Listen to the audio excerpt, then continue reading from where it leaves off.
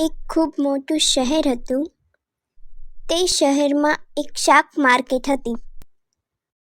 તે માર્કેટમાં એક છોકરો શાકભાજી વેચતો હતો, જેની ઉંમર 18 વર્ષની આજુબાજુ હતી. તેના પરિવારમાં તેની મમ્મી અને તેની બહેન સિવાય કોઈ ન હતું. રાજુ ખૂબ જ ઈમાનદાર અને મહેનતુ હતો.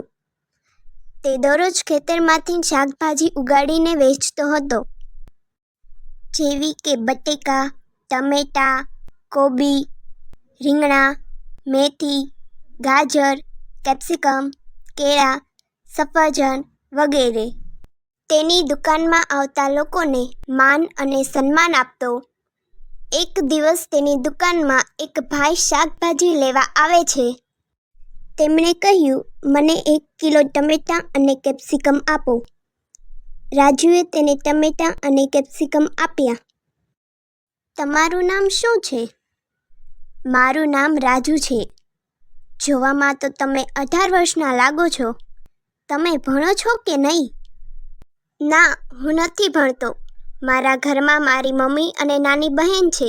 મારા પિતાજી 2 વર્ષ પહેલાં અમને છોડીને ચાલ્યા ગયા છે. તેથી ઘરની બધી જવાબદારી મારા માથે આવી ગઈ છે.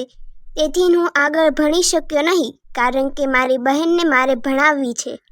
"અરે ભાઈ, હવે તો સરકાર ફ્રીમાં ભણવાનું શરૂ કર્યું છે. જે લોકો ભણવા માંગતા હોય પરંતુ તે ભણી શકતા ન હોય તે માટે સરકાર ફ્રીમાં શિક્ષણ આપે છે." તેમ કહીને તે વ્યક્તિ ત્યાંથી નીકળી જાય છે. રાજુ વિચારમાં પડી જાય છે. બીજા દિવસે તે સરકારી શાળાએ આવે છે. "મારે અહીં દાખલો કરાવવો છે. તમે કાલથી શાળાએ આવી જજો." તે બીજા દિવસે શાળામાં આવે છે. તે ખૂબ મન લગાવીને ભણે છે. સાંજે તે શાકભાજી વેચતો અને દિવસે તે શાળાએ ભણતો.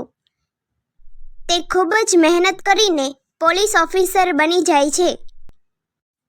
તે પોતાના ઉપર ખૂબ જ ગર્વ થાય છે. આ ઉપરથી શીખવા મળે છે કે મહેનતનું ફળ હંમેશા મળે છે.